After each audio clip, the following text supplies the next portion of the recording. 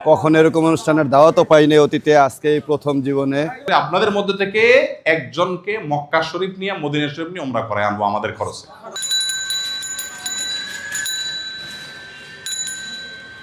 প্রতিদিন কাকডাকা ভরে যাত্রীর খোঁজে রিকশা নিয়ে বের হন রিকশা চালক ভাইয়েরা। কিন্তু 5ই ডিসেম্বর শুক্রবার তারা কাজে যাবে না, কারণ 5ই ডিসেম্বর আসুন্না শীতাতপ নিয়ন্ত্রিত অডিটোরিয়ামের বিশেষ অতিথি তারা। আসুন্না ফাউন্ডেশন রিকশা চালক ভাইদের জন্য আয়োজন করেছে জীবনমান উন্নয়নের এক বিশেষ কর্মশালা। সময়ের আগেই ঢাকা শহরের বিভিন্ন প্রান্ত থেকে তারা আসতে থাকেন ফাউন্ডেশনের আফতাবনগর অফিসে। সংখ্যায় তারা 500 জন। তাদের চোখে মুখে উচ্ছ্বাস আর আনন্দের অভিব্যক্তি, কারণ জীবনমান উন্নয়নের এমন চমৎকার আয়োজনে খুব কম সময় তাদের ডাক পড়ে। অথচ এই শহরের চাকা সচল রাখতে তাদের অবদান সবচেয়ে বেশি। প্রবেশপথে ভেরিফিকেশন শেষে তাদের গলায় পরিয়ে দেওয়া হয় আইডি কার্ড। এরপর সকালের নাস্তা গরু খিচুড়ি। কর্মশালার প্রধান প্রশিক্ষক আসুন্না ফাউন্ডেশনের চেয়ারম্যান শায়েখ আহমদুল্লাহ। তিনি উত্তম আচরণ ও পারিবারিক দায়িত্ব সম্পর্কে বিশেষ প্রশিক্ষণ প্রদান করেন। স্ত্রীকে কখনো তুই তুকারি করব, এত কষ্ট করে রান্নার পরে যদি বলেন কি রান্না করছো, এটা কি খাওয়ার উপযুক্ত, বেচারি কষ্ট পায় কি পায় না। আপনি রিক্সা চালা আসেন, প্যাসেঞ্জার যদি বলে ভাই কি রিক্সা চালান আপনি, আপনার রিক্সা চলে শান্তি পেলেন, আপনার কাছে ভালো লাগবে? খাঁটি অন্তরে তওবা করবেন, কখনো স্ত্রীর গায়ে হাত তুলবেন না। রিকশা চালকদের স্বাস্থ্য ঝুঁকি ও তা থেকে উত্তরণের উপায় নিয়ে প্রাণবন্ত একটি সেশন গ্রহণ করেন জাতীয় হৃদরোগ ইনস্টিটিউট ও হাসপাতালের সহকারী অধ্যাপক ডাক্তার আশরাফুল আলম সুমন। রিকশা চালাতে কিন্তু অনেক দম লাগে, লাগে কিনা? তাহলে এই দম যদি আপনি বাড়াইতে চান, সিগারেট খাওয়া বন্ধ করতে হবে। ক্যান্সারের ঝুঁকি কমাইতে হইলে সিগারেট খাওয়া বন্ধ করতে হবে। ট্রাফিক আইন নিয়ে বিশেষ সচেতনতা তৈরি করতে পাওয়ার পয়েন্ট প্রেজেন্টেশন দেন অতিরিক্ত উপপুলিশ কমিশনার মোহাম্মদ জিয়াউর রহমান।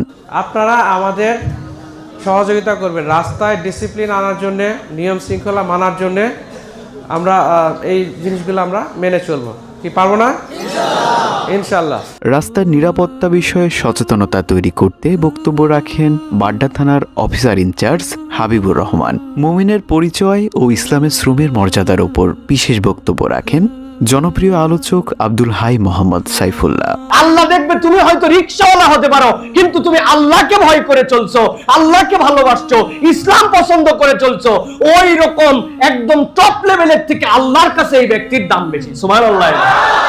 এছাড়াও প্রয়োজনীয় দ্বীনি জ্ঞান, স্বল্প আয়ে সঞ্চয়ের উপায় প্রভৃতি বিষয়ের ওপর অর্ধদিনব্যাপী তাদেরকে বিশেষ প্রশিক্ষণ দেওয়া হয়।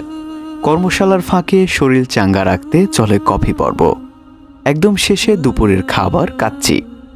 কর্মশালা শেষে রিকশা চালক ভাইদের উচ্ছ্বাসময় অভিব্যক্তি আমাদের কর্মস্পৃহাকে বহুগুণ বাড়িয়ে দিয়েছে। গরিব রিকশাওয়ালাদেরকে নিয়ে কেউ কখনো এরকম অনুষ্ঠান করেও না, কখনো এরকম অনুষ্ঠানের দাওয়াতও পাইনি অতীতে, আজকে এই প্রথম জীবনে। কিভাবে নিয়মমালায় চলতে হবে, কিভাবে নামাজ বন্দী করতে হবে, কিভাবে হালাল রুজি করে খাইতে হবে, মানুষের সঙ্গে কিভাবে আচরণ করতে হবে, আমি মনে করি এইরকম অনুষ্ঠান প্রতি মাসেই একবার করে করা উচিত। কারো মাল ভুলে থুয়া গেলে তার মাল তার বুঝাই দেওয়া যাবে, দেওয়া লাগবে, এটা তো কর্তব্য, ইসলামের ক্ষেত্রে দায়িত্ব আমগো। শুধু অর্ধদিনের কর্মশালাতেই শেষ নয়, অংশগ্রহণকারীদেরকে 1 মাস বিশেষ তত্ত্বাবধানে রাখা হবে। প্রশিক্ষণের বিষয়ের ওপর যারা ভালো ফলাফল করতে পারবেন তাদের ভেতর থেকে সেরা একজনকে উমরা এবং অন্যান্যদেরকে বিশেষ উপহার দেওয়া হবে।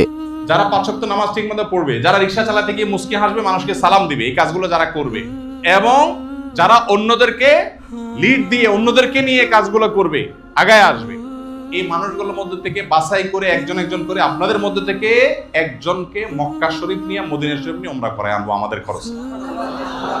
পেশাভিত্তিক কর্মশালা যাত্রা রিকশা চালক ভাইদের মাধ্যমে শুরু হলো।